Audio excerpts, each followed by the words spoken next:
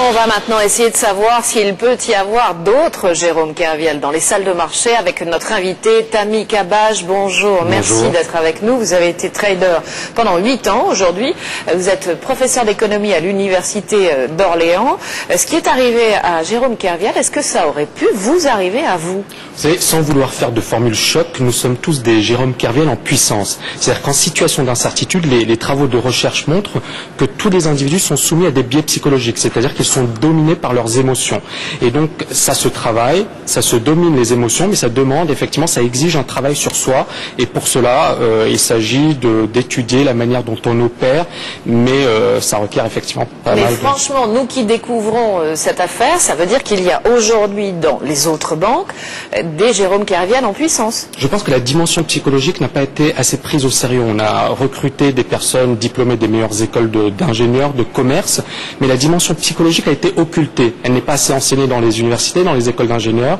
Je pense que ça devrait être encore plus pris en compte. Alors, et cet exemple le prouve. Qu'est-ce qui se passe justement quand on se met à la place de Jérôme Kerviel, dans la tête de quelqu'un qui s'enferme dans des positions qui sont manifestement perdantes et dangereuses pour sa banque? Tout à fait. Alors il y a une aversion aux pertes, c'est-à-dire que les individus, lorsqu'ils sont en situation perdante, refusent de couper leurs pertes. Donc ils vont se mettre à prendre des risques de plus en plus importants, à accroître leur exposition, et ils rentrent dans une situation où il est difficile de sortir.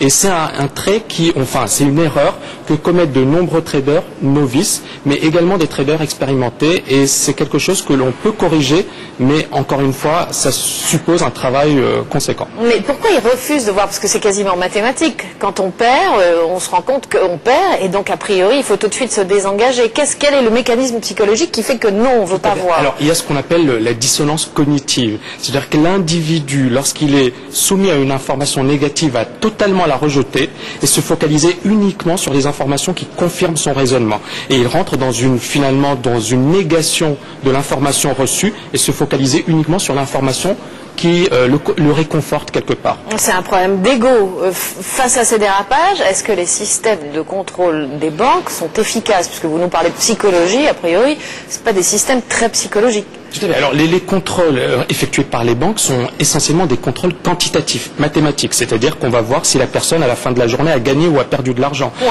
Point.